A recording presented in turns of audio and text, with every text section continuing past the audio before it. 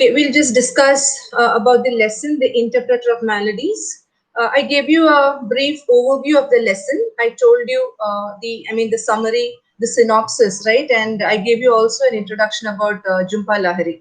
So we know that this lesson is about a family named the Daas family who are visiting India. Basically, they are visiting Konark. They want to see the Sun Temple and a few related places, and they have a guide with them named Mr. Kapasi. Now, the Das family, that is Mrs. and Mr. Das and their three children, they're of Indian origin, but they've been living in America for a long time. They're born and brought up in America.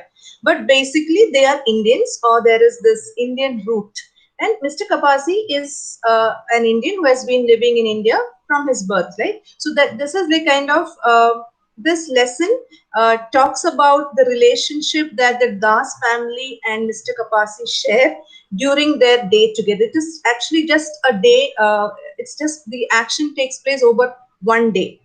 They have a tour together and the kind of experiences that they share, which gives us a total view about the entire situation. So we know that the both of them, that is the Das family, that is Mr. Das, Mrs. Das, they have three children, Tina, Ronnie and Bobby, right? So the Das family and Mr. Kapasi, they share a certain cultural heritage, right? They have the same roots, but the experiences of the world, both of them are very, very different. So the members of the Das family have been born and raised in America, whereas Mr. Kapasi has lived and worked his entire life in India. So what is Jhumpa Lahari trying to emphasize here? She's trying to bring out the point that there is a gulf between the affluent, very Americanized Das family and their Indian-born tour guide. And she does this to suggest a specific cultural tension between Indians and Indian Americans, as well as to give an idea about the idea that identity in general goes beyond heritage. So she wants to tell us that identity is something that is not just limited by heritage, by one's heritage, it goes beyond heritage. So while your understanding and response to your world is certainly a product of your cultural history, when we read this story, we understand that identity above all is also shaped by your environment and social status. See, here we can see how Mr. Kapasi notes the cultural differences that separate him from the Das family. He is particularly struck by the family's appearance. When he, I think you must have read this story, right? So he's struck by the family's appearance. Like he says, they looked Indian, but they dressed as foreigners, right? In your text, it's like that. They dressed Indian, but they looked Indian, but they dressed as foreigners did. Now, see, when we read the text, we understand that he observes that they sound like characters on the American television, right? That's what he says, the Americanized manners. That's what he says. So they sound like characters on American television. And even the children, they have this typical English names like Tina, Bobby, Ronnie and all. Like that, those are not typical Indian names, right? But the children have typical English names. And sometimes when these people, they use certain Americanized expressions, Mr. Kapasi is not sure what they mean. For example, Mrs. Meena uses the word neat. Now she says neat, she uses the word neat to point out something that is interesting. Now neat is a kind of slang that is used by the Americans. That looks neat, that means that looks interesting. But when we use the word neat, it means tidy, right? So Mr. Kapasi is unsure of the Americanized expressions that these characters use. And the members of this family, the Das family, they actually embody a different cultural identity, not only in the way they dress and speak, but also in the way they behave. So, like in the beginning, we see how Mr. Kapasi is surprised when Mr. Das refers to his wife using her first name when speaking to his daughter. That is not something that usually people in India do, or especially people in North India do, right? So, what is Jhumpa Lahari trying to suggest here? So, she is using Mr. Kapasi's perspective to register all the ways that the Das family comes across as foreign, right? And she's suggesting that having shared roots, see, both of them share roots, they have the same cultural background. Mr. Kapasi and the Das family. But Jhumpa Lahiri is suggesting that even though you have similar roots, it's not necessary that people will share an automatic sense of connection or understanding, because here they are poles apart. Das family is definitely different from Mr. Kapasi. And even, the attitude and reactions during their sightseeing with Mr. Kapasi makes clear to us that they are strangers in the land of their origin. This is the country. This is the country that where their roots come from, right? Though they're not born here, but this is the country of their roots. But they approach the country of their origin as strangers. So you see Mr. Das carrying in the text it's seen, how he carries a travel guide which is entitled India, right? And in this he learns, he uses this to learn about the different places they can visit on the trip. He also takes a picture of things with his camera, that in the context of India very normal. Like, I told you like in the beginning that he took a picture of a peasant, a poor peasant, a barefoot man wearing a turban. All these things are very common in India. But for Mr. Das, this is something which is very new. He's not seen something like this in America. So we understand that he is positioned as a tourist despite his ethnic background. Then, the family is often depicted as surprised or very kind of confused by the environment surrounding them, which also makes us understand that they have this sense of this foreign nature even in the land of their ancestors. You see one instance where Ronnie wants to touch a goat, but Mr. Das tries to prevent his son Ronnie from touching a goat, right? And even when Mr. Kapasi tells him that the goat is harmless, Mr. Das is a little, he's not very happy about the fact, right, that his son is touching a goat. And when they go to see they take a detour, right, to see the monastery, and they meet the monkeys. They see the monkeys. So it's a very common sight, but it's a very new experience for the American children. So this is, they're surprised by the environment that they are put into.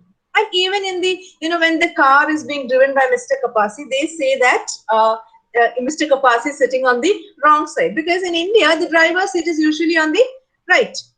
And but in America, it's on the left. So such details suggest that whatever their roots are, the Das family is totally kind of aligned with the American culture than with an Indian past, which they never knew. So they are very familiar with their home. For America is home to them, right? And this Indian past is something which they never knew. Only thing is their parents are here, so they come in between to visit them, and that is the only connection that they have with India. And we understand that this is not just the cultural divide that separates Mr. Kapasi and the Das family, but also the matter of money. Mr. Kapasi is not affluent, whereas Mrs. and Mr. Das are very, very affluent. They come from a higher economic status. So that is why they can come for a family vacation. The clothes that they wear, the expensive accessories, the camera, everything that they carry, all point at their relative material comfort, which Mr. Kapasi does not enjoy. So, the story, when we read the story, we understand that there is a hierarchy that is created based on this material privilege. There's a hegemony. We can see a hegemony there. So, Mrs. and Mr. Das, they pay Mr. Kapasi to accompany them as a tour guide. And this in regard, when you take this as a matter of fact, you understand that they are put into a position of power because they have the spending power, right? And Mr. Kapasi is literally serving the Das family for money, right? So Mr. Kapasi's different economic status is also, kind of emphasized by the fact that he has to do two jobs. One is he's a tour guide, and at the same time, he's also an interpreter in a doctor's office. I told you that in the last class, right? He has to support his family, so he cannot just manage with one job. He needs two jobs, right? And once upon a time, Mr. Kapasi, just like Mr. Das as a teacher, was a teacher in a school. But because teachers are not paid very well in India, he was not able to afford his 6 sons' medical bills. And that is the reason he took up this job as a translator in the doctor's office. right? So here Jhumpa Lahiri is setting up a parallel between Mr. Das and Mr. Kapasi through their shared occupations, right? But then she reveals the fact that Mr. Kapasi could not provide for his family in this role. And she emphasizes the ways in which the financial status shapes and separates people's experience of the world. Both of them are teachers, right? Mr. Das is a teacher in America and Mr. Kapasi is a teacher in India. But see, Jhumpa Lahiri is highlighting the way in which the financial status separates people's experience. Both of them have the same experience as teachers. But see, the economic status is entirely different, right? So the gulf that exists between Mr. Kapasi and the Das family suggests the gulf that exists between the scarcity that is prevalent in India and the affluence that is there in America. So when Jhumpa Lahiri is presenting the characters who share cultural roots, she is questioning the degree to which heritage shapes identity. See, the Das family do not appear to feel any connection to India or to Mr. Kapasi. See, they have the same roots, the same heritage, but they seem distinctly a part of the world in which they were raised, that is America. Right? So, the story associates this assimilation with a sense of loss as the family enjoys the American lifestyle and they're distinctly cut off from their own history or from their own heritage. Right? See, in the end, you see how the paper flutters away. So, at the end, you see Mr. Kapasi watching the paper with his address flutter away. And that also suggests the rift between their cultures because it might be too large a rift for too large a rift for them to cross. They can never cross that rift. That is the kind of the gulf between both these cultures. So though they share an Indian heritage, another aspect that Jhumpa Lahiri reveals is the extent of how different their cultures are. See, Mr. Kapasi believes that he can relate to Mrs. Das's unhappy marriage because he himself has an unhappy marriage. Now he tries to seek this as a common ground to find some kind of connection and friendship with Mrs. Das or Meena. But however, the connection fails because the marriages are so vastly different. See, Mr. Kapasi's parents had arranged for his marriage and they have nothing in common, right? But here, when you look at the Das family, Mrs. Das and Mr. Das fell in love with each other from a very young age. See, their parents were the best of friends. And though the union was encouraged, the marriage was not arranged. It was a love marriage. And another thing is Mr. Kapasi is totally offended by the way Meena or Mrs. Das commits the process of adultery, or the kind of the concept of infidelity, being unfaithful to her husband. So he cannot stomach that. So this lack of understanding reflects a different understanding of duty and family between the two cultures. The two marriages are unhappy, but the causes, the remedies, the mistakes, the results of that unhappiness have no common feature. They're so different, right? So Mr. Kapasi has this great fantasy of forging a friendship with Mr. Das, but it is shattered even before he sees that address slip away in the wind, because he realizes that the cultural divide between him and Mrs. Das is simply too vast. See, they have unhappy marriages, but the causes and the remedies and all that are so different. There's a huge rift or a huge gulf. The culture divide is huge, vast. Another aspect that we see in the story is the importance of language. See the title of the story, Interpreter of Maladies. What do you mean by malady? Malady is a disease.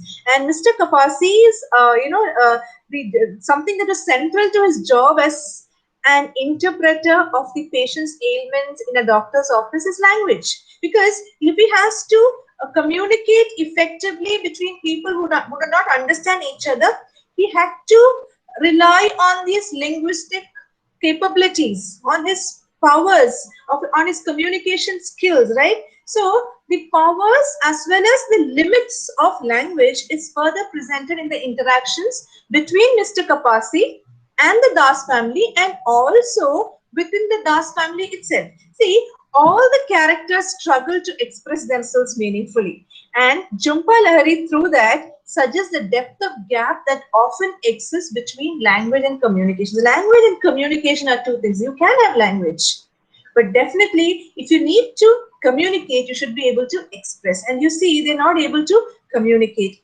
So, Mr. Kapasi tells the Das family that he had a passion for languages in his youth. And he says he became proficient in languages through self-study in several languages, right? So, as a young man, his interest in languages was motivated by his belief in the nobility of translation as an occupation. So he had always dreamed about serving as an interpreter to diplomats and dignitaries, right? Because he had thought, if I could be a good interpreter, I can help solve the conflicts between people and nations, right? Now that was his youthful passion, and that points to his idealistic belief in the power of language as an instrument of communication and reconciliation. But his work as an interpreter in the doctor's office is a far cry from his dream of serving as a translator for dignitaries. It's so opposite. Like he wanted to be a diplomat, right? He wanted to be an interpreter to diplomats. But here he's serving as an interpreter in a doctor's office. Now, he sometimes views the job as a sign of his failure. But the dignity of his current work is affirmed by Mrs. Das. She says it's so romantic. She's impressed by the responsibility that he carries in interpreting the illness of patients, right? So, what is Jhumpa Lahiri trying to prove here? What is she trying to tell us? She's trying to tell us that language is a very powerful tool for understanding people, for understanding interests, for understanding background, for communication and all that, right? Now, she emphasizes on the positive potential of language. At the same time, she also highlights the ways in which language often fails people. Now, when you look at the interactions between the Das family, they are not able to engage with each other meaningfully and effectively during their sightseeing trips, with Mr. Kapasi. See, though the members of the Das family speak to each other very often, they're not really communicating, like for example, Mr. Das in the beginning tells his son Ronnie not to touch a boat, right? And the boy just ignores his father. Then he commands his second son Bobby to follow Ronnie, but Bobby refuses. Now, there is no proper communication because his linguistic commands are repeatedly kind of rejected by the children, and that strips him of any power when it comes to controlling his children. He has no control, right? The children are least bothered about what he says. That means there's no proper communication. They speak. There is speech, but no communication. And often you also see that the interaction is through quarrels, bickering, rather than any kind of meaningful discussion about the sites. In the beginning only you see how Meena, that is Mrs. Das, complains to Mr. Das about the non-AC car, right? And even when Tina wants her mother to polish her nails, Mrs. Das is she simply rebuffs her daughter. So, we understand that there's no meaningful communication between them. So, Mr. Kapasi once upon a time believed in the healing potential of language. The tensions that characterize the communication between the Dasas at present suggest ways in which language can heighten conflict and disagreement. Language is not just a tool to resolve problems. Language can also increase conflicts. Language can also kind of increase disagreements, because here we see how that happens when the Das family interacts with each other. Now, see, Mr. Kapasi has got a talent for languages, but here we see that he's got a lot of trouble in interpreting and understanding his relationship to Mrs. Das. Both of them speak English, right? And even, she calls, when she calls his job as romantic, he's kind of fascinated by that. And he takes her use of this word to indicate that she's got some kind of interest beyond a friend. But at the end of the story, however, it becomes clear that Mrs. Das has no romantic interest in Kapasi at all. She views him as someone who might help her deal with the guilt that she has been carrying all this while because she has had an extramarital affair. Right? Now, have you ever paused, when you read the story, did you ever pause to think of one aspect about Mrs. Das? Now, why do you think she carried this guilt with her? Right? So she communicates to Mr. Kapasi, and why does she communicate? Because it's not that she has some interest, some romantic interest in him, right? She's flattering him because she wants to get something out of him. And that again suggests to us or tells us that there is a distinction between language and genuine meaning, right? So she communicates something other than what he thinks she has. So he thinks that she's got some kind of romantic interest, but it's not that. But what I feel is it's a kind of flattery because she wants to elicit something out of her, something out of him, and that again, suggests the kind of difference between genuine meaning and language, right? And when we read this story, we definitely need to understand. We need to kind of challenge our understanding of the relationship between language and communication. So we should always understand that there is a difference. There can be a wide drift, right? So the story acknowledges the potential of language as something very precious, something that can be used as a means for understanding, but it also points out the ways in which language falls short in allowing people to communicate effectively. So, we understand that Jhumpa Lahiri has presented language as a tool that can both reveal meaning and also hide meaning. Right? Now, another aspect that we see about Mrs. and Mr. Das is they neglect their duties as parents and partners. Mrs. Das had a secret affair, right? And the guilt of that is eating away at her, and the revelation of which could tear her family apart. Now, Mr. Das also displays a kind of distinct aversion towards his role as a husband or father. Now, he fails to discipline his children, he fails to keep an eye on his children, right? And sometimes there's a time when Mr. Kapasi feels that Mrs. and Mr. Das behave more like brothers and sisters than parents to their 3 children. And it shows their immaturity. And through this family, or through Mrs. and Mr. Das, Jhumpa Lahiri is trying to tell us that refusing to take responsibility for one's action could result in some sort of toxic, static state that would leave families vulnerable.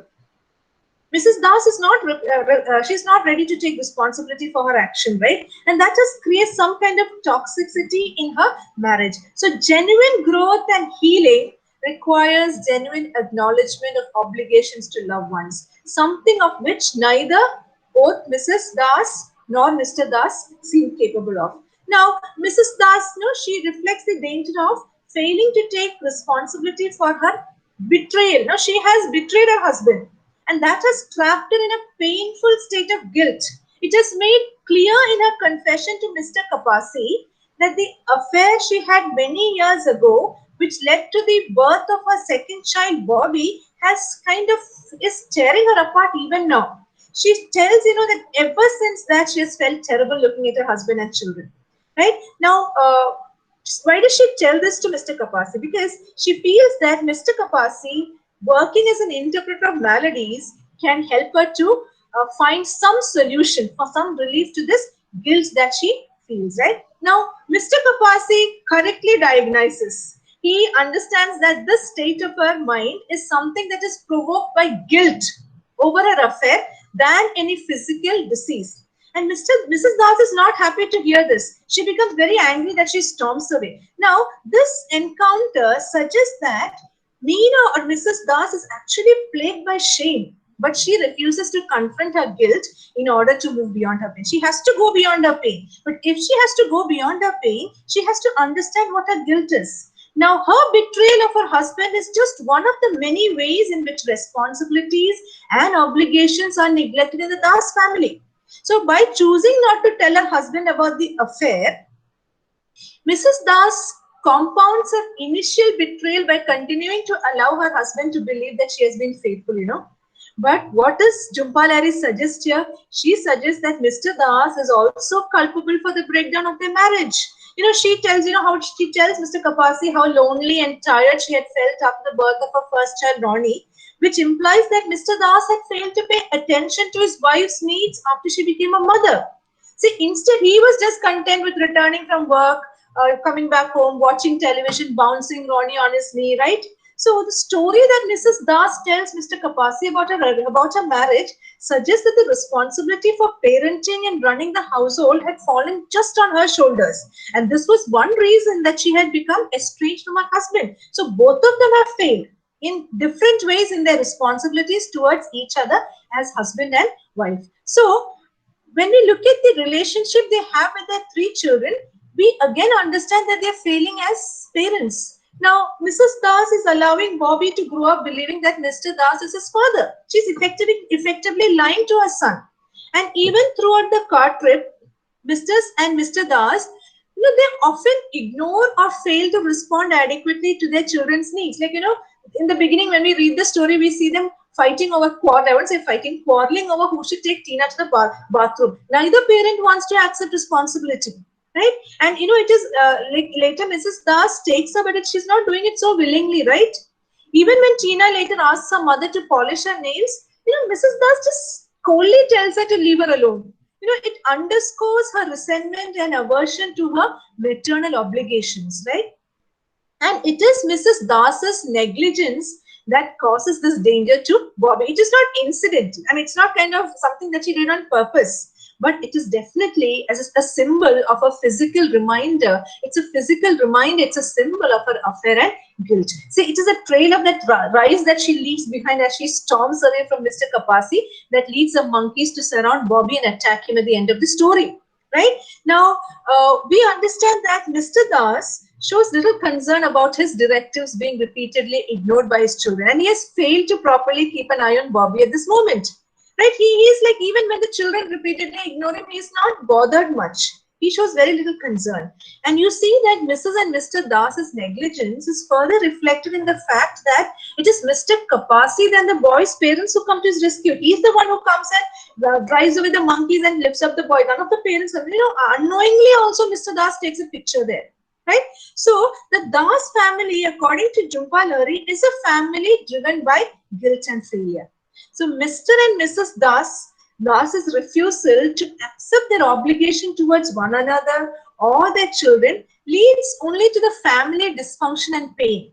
Right? So the danger that Bobby is put in at the end of the story ultimately suggests that this is a repeated denial of responsibility on the part of the parents. And what happens as a result of that?